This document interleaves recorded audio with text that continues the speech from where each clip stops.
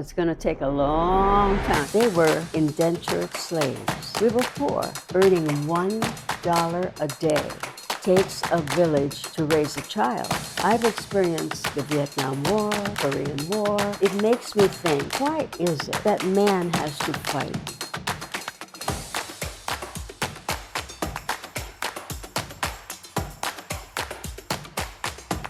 Welcome to Las Vegas Spotlights, where we always shine a light on the dignitaries and the people who are important influences in the city of Las Vegas. And today we're joined by Rozita Lee, and she's going to share with us her journey with Filipino Town. Now, one of the things you probably need to know is she is dedicated to uplifting the community here, the entire community. And what we're going to do right now is we're going to have Ellen ask a couple of questions here to get things warmed up. It is our privilege to welcome the one and only Miss Rozita Lee, also known as Manang Rozita Lee. So Manang, let me ask you a question. Can you share a little bit about your early journey, what brought you to Las Vegas, and how you first got involved in community leadership? Well, it's going to take a long time because through the years, I was born in Lahaina, Maui, and from Lahaina, Maui, moved to Oahu. Those were years back in 1940. And growing up in the village of Kiawe Camp. My parents are from San Manuel, Pangasinan, and they came along with hundreds of other Filipinos who were gathered in the Philippines to work the fields in Hawaii. And I didn't realize until I was grown up, I didn't realize until just recently that actually they were indentured slaves. Would you believe that? Earning $1 a day. That was my father and my uncles and relatives. And we were poor. But as a child, you don't realize you're poor because you have a lot of playmates and you're just playing. But I loved growing up in the village because it really takes a village to raise a child. We could go out and play. We could go into each other's homes. We can eat when they say, come, eat. We could do that, and they would watch over us. That was the fun part. Then when the war came, World War II, that was frightening because we had to do blackouts. We had to cover the windows, paint it black, or make sure that they're covered and no light would seep through just in case the enemy was nearby. And actually the enemy would come on submarines. We lived in a village that was close to the ocean.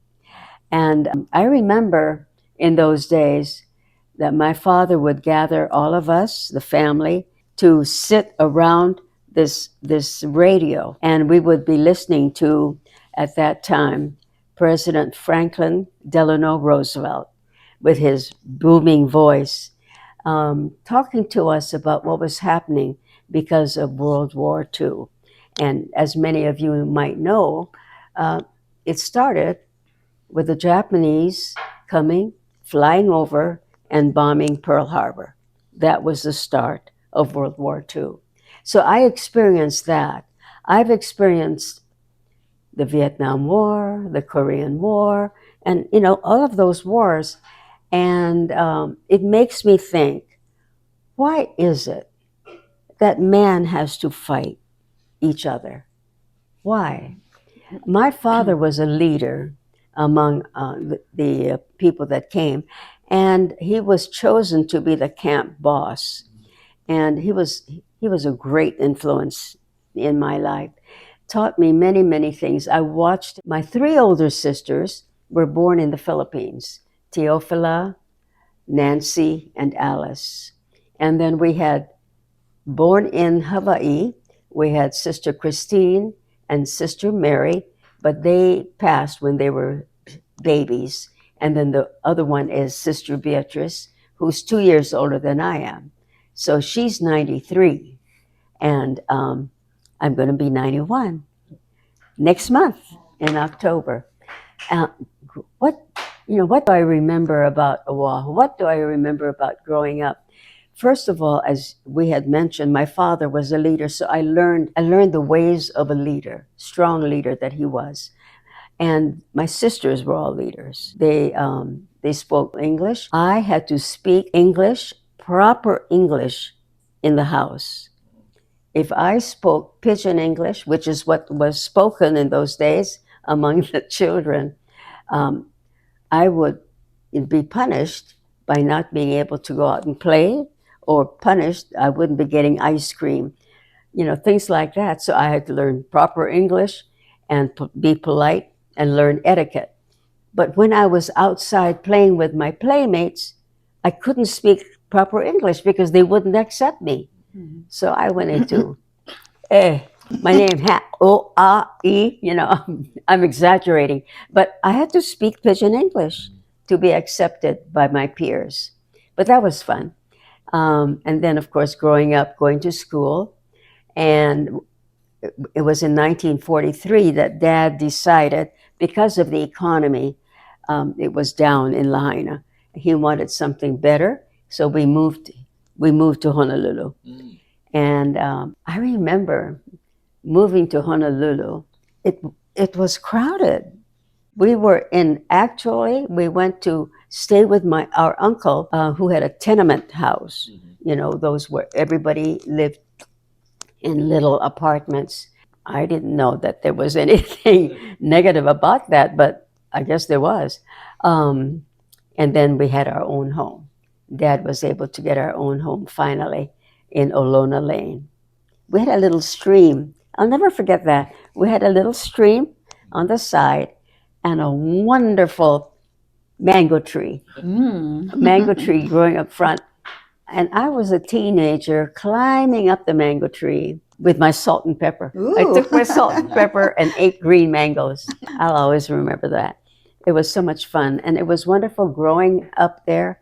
I went to Lanakila Elementary, and the teacher, Mrs. Wong, told my mother, "Your daughters have to go to the English Standard School because it's a lot better than this school that we were in."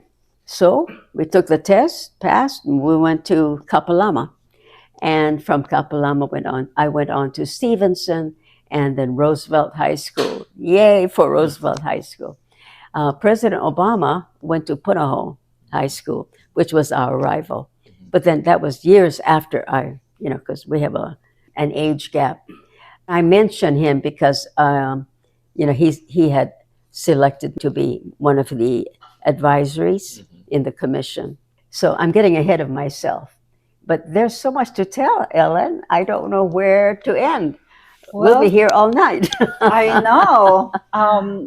It's really nice to know about World War II and all those experiences that you had growing up. And it's funny you mentioned Lanakila because that's where I met my husband, in Lanakila Baptist Church in Waipahu, Hawaii. Oh, in Waipahu. Yes. Right. Is that what you're talking about, though? The Lanakila Elementary School? No, it's different. We were not in Waipahu. Oh. We were right in Honolulu proper. Okay. So, but they use the name Lanakila. Yes, Yeah. it's very famous. There's a big, now there's no Lanakila Baptist anymore. It's just that it's now the school. Oh, Because we all went there and right. visit. But anyway, with all this experience that you have, it's really nice to know that you are a solid Hawaiian. Are you Hawaiian? I am Filipino.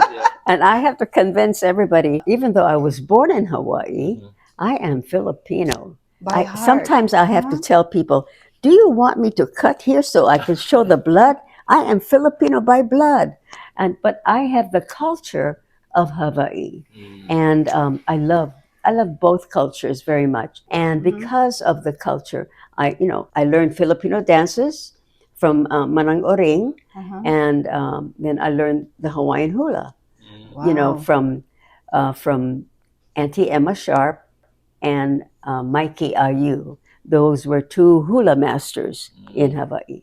And I love to perform those dances. That's nice. That's nice to know, Miss Rozita Lee, or Manang Rosita. Yeah. To move on, what inspired you to dedicate so much of your time and energy to the Filipino-American community here in Las Vegas? It was a natural thing for me to get involved here In Hawaii, I was involved with the Oahu Filipino Community Council, and I helped with the Miss Hawaii Filipina beauty pageants for 10 years. Wow. And I escorted or was chaperone for the Miss Hawaii Filipina to the Philippines.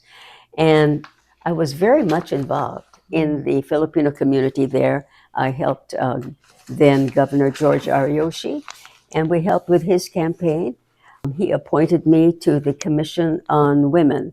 And it was a natural thing for me to be involved because, like I said earlier, my father was a leader. And he always told us, if you see anything or anyone that is having a problem that is not right, you need to speak up. You need to go and help that person or help that situation. And that's what I've been doing ever since I was yay high.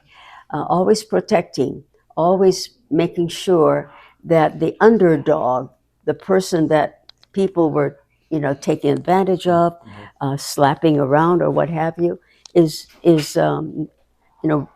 protected. I carried that throughout my years. I never stopped because it was something that was natural, that was normal, and because I have a love for my fellow man. And that's why I got very involved here. I came to Las Vegas in 1979.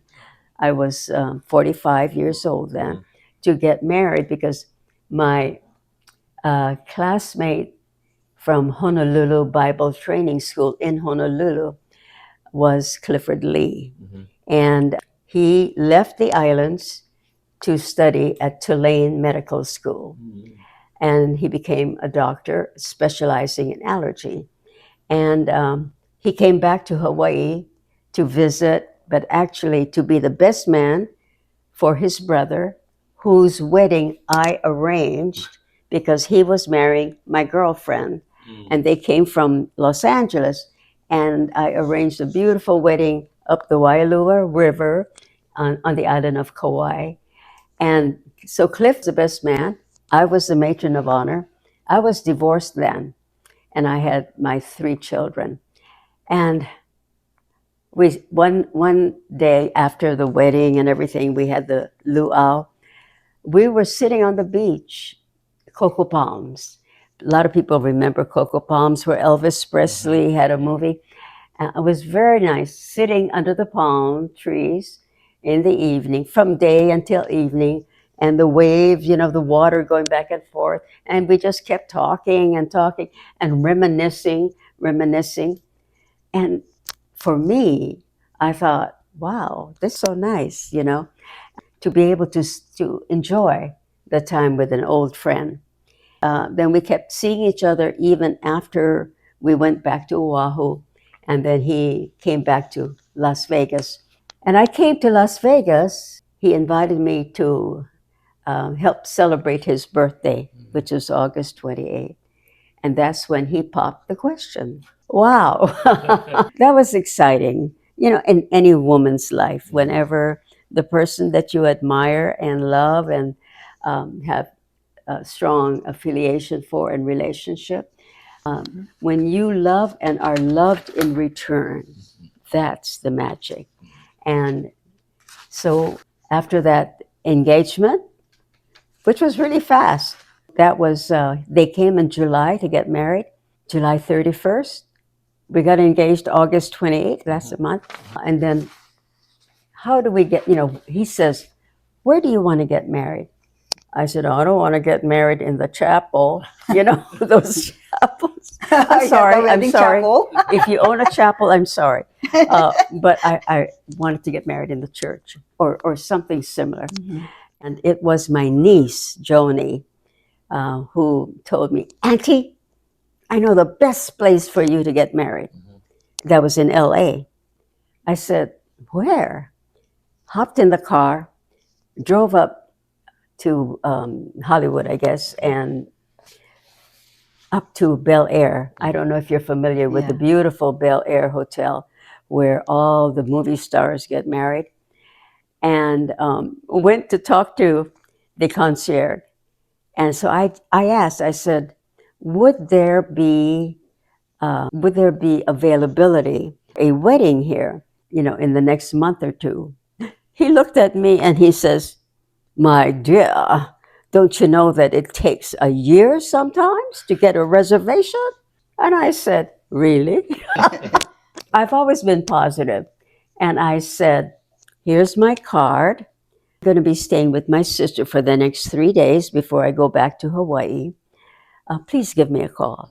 And he looked at me like, young lady, who do you think you are? But anyway, I gave my card and I said, just call me. And he did. 3 days later, before I took the plane, he says, I don't know what you did, but there is a cancellation. And it was September 29. What day is it today? September 29 is available. I had exactly 1 month to get everything done. But anyway, that was exciting. So my niece took me up to Bel Air. I called Cliff, said, by the way, there's a deposit that has to be made. And he sent the deposit right away. And he says, what area would you like to be married? And I saw this beautiful Swan Lake, with the swans. I said, there at Swan Lake. So once everything was set, I was working for the airlines at that time, CP and gave my notice. Friends started saying, how can we help? My friend, Barney Minor from the Big Island, sent 3,000 orchids. Wow. Those beautiful Vanda orchids. My sister took care of all the beautiful Hawaiian plants, ginger, red ginger, anthuriums, beautiful. Aunties, uncles, everybody shipped things. My dear friend Emmy, may her soul rest in peace, she sent beautiful pikaki for both myself and Cliff. It was a beautiful fairy tale wedding. It really was. It was amazing. But I always, people say, how could that happen? When the guy says it might take years, I said, because that's God. That's God's plan. I always trust in Heavenly Father. And that fun time, a lovely time. So we had a wonderful time here. I joined all the organizations, not just Filipino. I joined the Japanese, JACL, the OCA, the Chinese. I was very much involved in the Hawaiian Civic Club. I was a charter member. And again, when you asked me, what made me do this? It was because it's my nature. I love to share and got involved with the Hawaiian Civic Club. And that is growing now. I tell everybody, it is the people from Hawaii that helped Sam Boyd, the owner of the California Hotel, helped the Boyd family to be the multi-millionaires that they are today. Can you imagine? A plane load of Hawaii people coming here every day. That's 365 people spending minimum $3,000. They gambled. They made money. They lost money. They gambled. They love it. It was a free spirit, the hospitality, loving one another, and just coming to enjoy, But they are where they are today because of the Hawaii people. Sam Boyd lived in Hawaii for a while, and he was running, I think, bingo games and what have you. And then he realized, oh, the Hawaii people love to gamble. So when he opened the California Hotel, we were the customers. And you need customers to keep it going. So that's just one small part of my. Did I gamble? Of course I did. It was so much fun. But not only that, when Cliff would say, how are you? What would you like to do today or tonight? Where would you like to go? And he knows when I would get homesick. I said, I want to go to the California Hotel where all my friends are, where I can hear the pidgin English and eat, food from Hawaii. And so we'd go there. And then we would host dinners and what have you. We'd take them there, it was fun. And then another thing that I loved doing was going back to school.